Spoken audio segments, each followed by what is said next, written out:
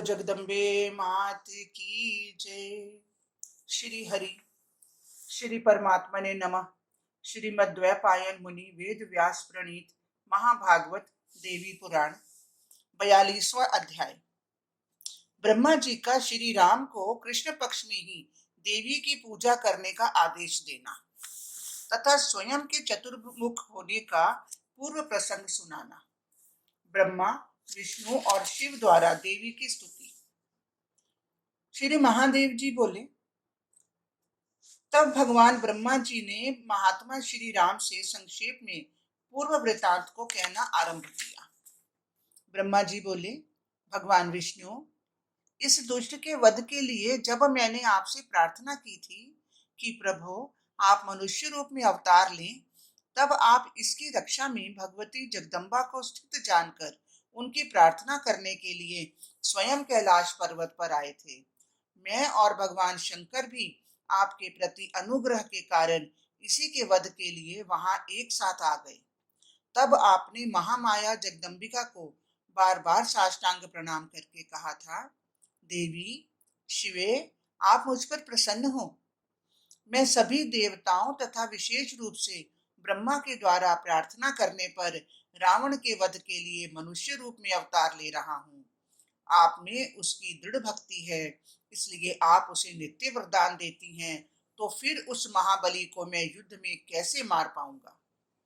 राम, जब आपने देवी से यह बात तथा अन्य जो बातें विस्तार पूर्वक बताई, उसे सुनकर जगदम्बा ने कहा, वह मुझसे सुनिए। श्री देवी जी बोली, जब आप अपनी माया से मनुष्य रूप में अवतार लेकर लंकेश रावण से युद्ध करेंगे, तब युद्ध भूमि में आप सर्वदा मेरा स्मरण करें। इससे आपको अत्यंत भीषण बाण भी नहीं वेध पाएंगे तथा न राक्षसों के पराक्रम को देखकर आप भयभीत होंगे। असमय में ही वहां मेरी विधि पूर्वक पूजा करके मेरी कृपा से आप युद्ध में वीर रावण को जीत लेंगे।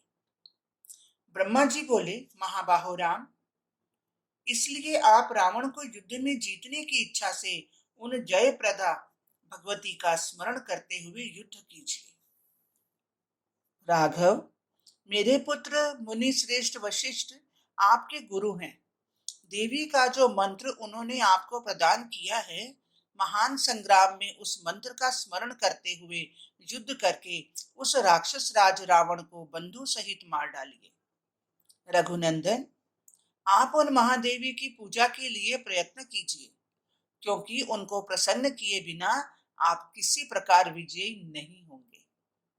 शुक्ल पक्ष के प्रारंभ हो जाने पर यदि रावण उन जगदम्बा की पूजा करेगा तो उसकी मृत्यु नहीं हो सकेगी।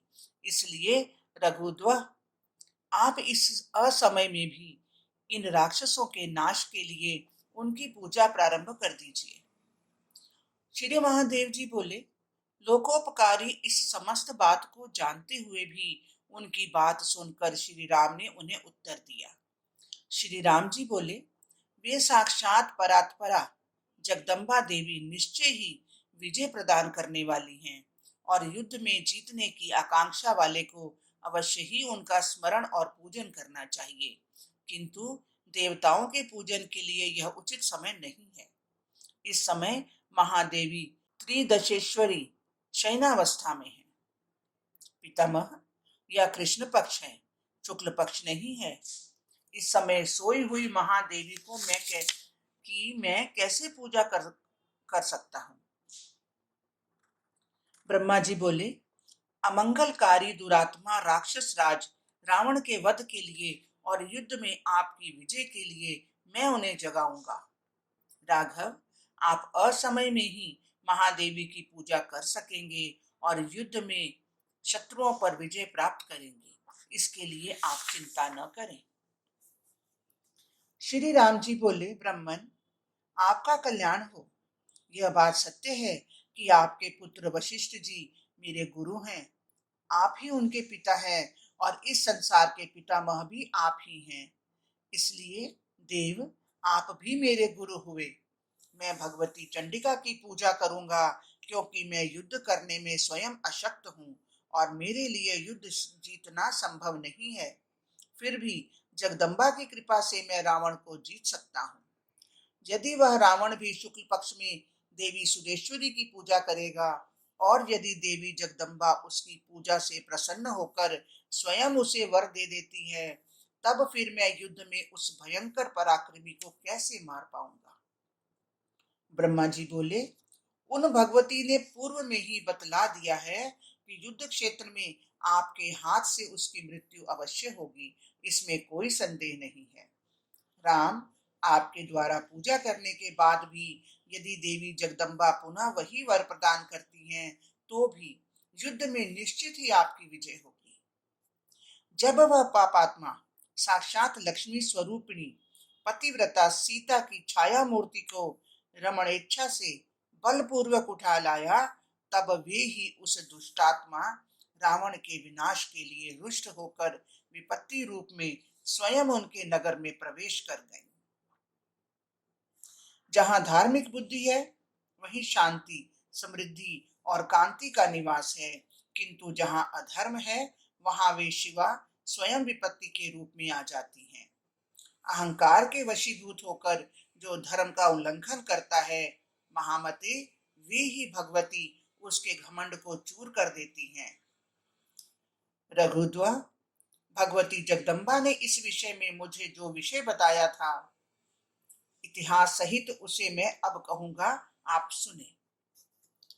रघुत्तम, जिस प्रकार महामती भगवान महेश्वर पंचानन है, उसी प्रकार मैं भी पूर्व में 5 मुख वाला था।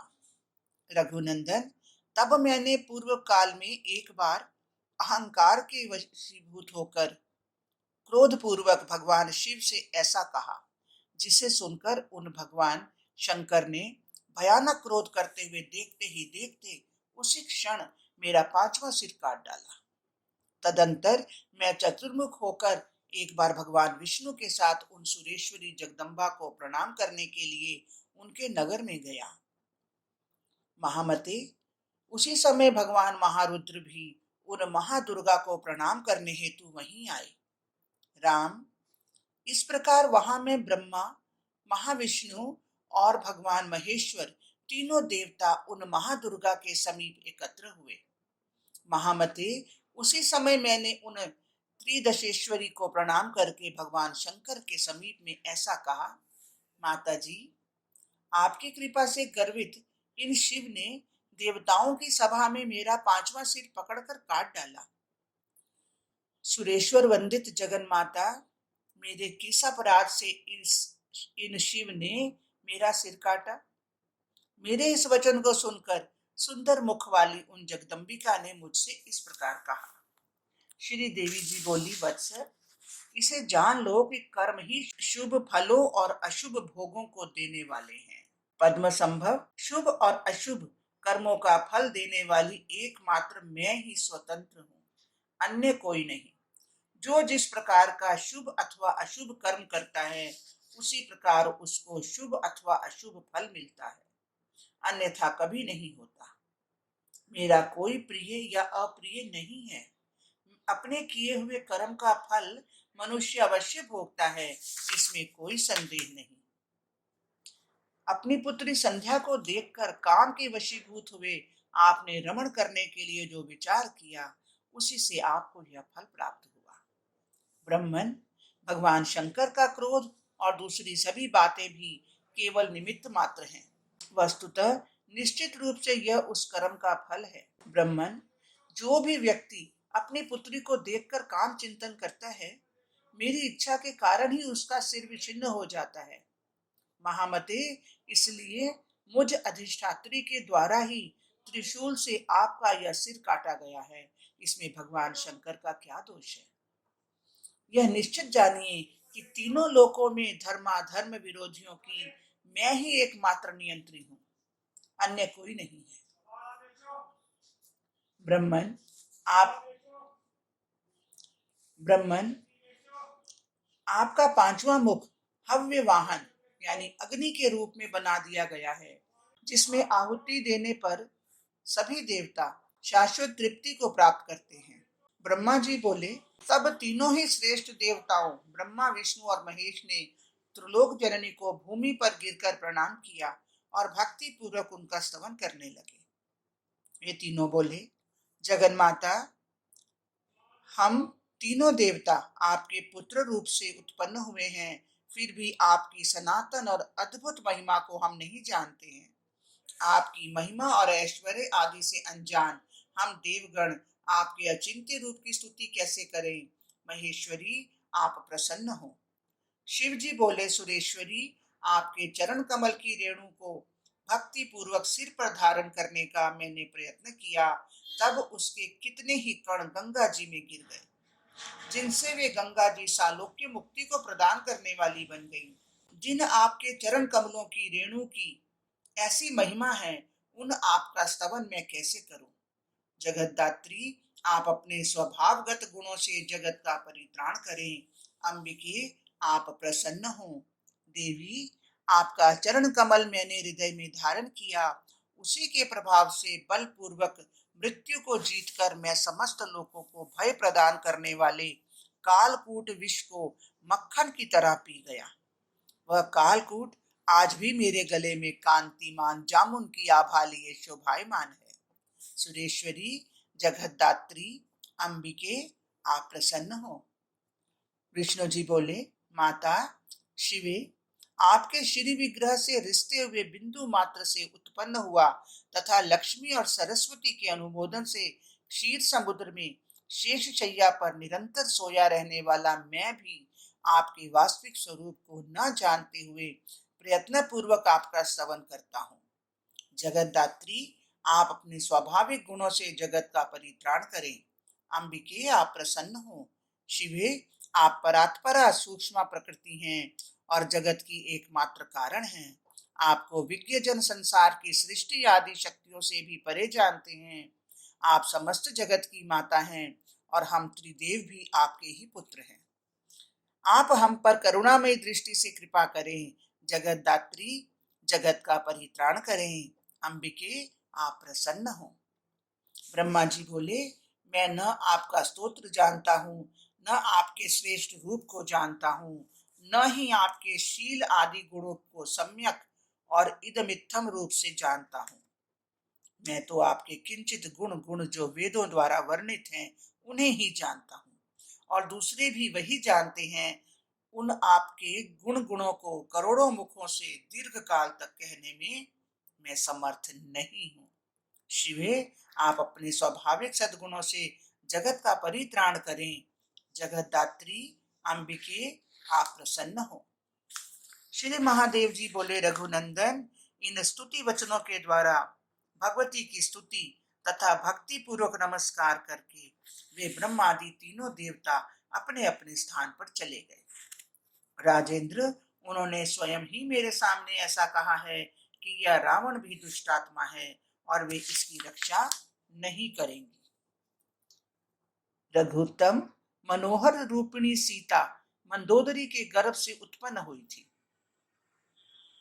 इस प्रकार वे उस रावण की क्षेत्रजा पुत्री भी थी। काम के वशीभूत होकर रमण की इच्छा वाला वह रावण लोभ पूर्वक उन्हीं सीता का अपहरण करके जब लंका ले आया, तभी लंका नष्ट हो गई। धर्मनिष्ठ जनों को विजय दिलाने वाली तथा पापियों का नाश करने वाली एकमात्र वे ही अति श्रेष्ठ भवानी भुवनेश्वरी हैं। रघुत्तम, उन भगवती की जो लोग नित्य अर्चना करते हैं, उनको स्वर्लोक, मृत्युलोक और रसातल तीनों लोकों में कहीं कोई हानि नहीं होती। यह सत्य है। इसलिए शत्रुसूदन राम, आप भय त्याग कर विविध उपचारों के द्वारा युद्ध में शत्रुओं को मारने की इच्छा से विधि पूर्वक असमय भी महादेवी जगदम्बा की पूजा कर युद्ध क्षेत्र में शत्रुओं को जीतेंगे। अतः आप चिंता न करें। रघुत्तम, जहां देवी जगदम्बा की सम्यक रूप से पूजा होती है, वहां धर्म विकसित होकर विजय प्रदान करता है, तथा जहां अधर्म होता है, वहां ये देवी जगदम्बा विपत्ति के रूप में अवस्थित रहती हैं। आप सात्विक प्रकृति के हैं, संपूर्ण जगत का कल्याण करने वाले हैं तथा न्याय के पथ पर चलने वाले हैं, इसलिए आपकी विजय निश्चित है।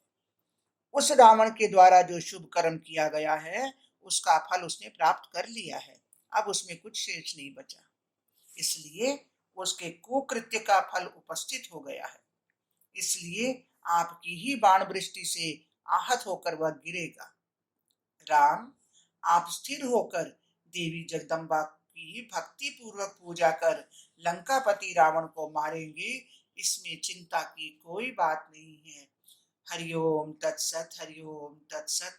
बोलो जगदम्बे माते की जय, बोलो शक्ति माता की जय, सियावर रामचंद्र की जय। इस प्रकार श्री महाभागवत महापुराण के अंतर्गत श्री महादेव नारद संवाद में श्री राम ब्रह्मा मंत्र वर्णन, श्री राम ब्रह्मा मंत्रणा वर्णन नामक 42वां अध्याय पूर्ण हुआ। जय जय श्री राधे, जय जय श्री राधे, जय जय श्री राधे।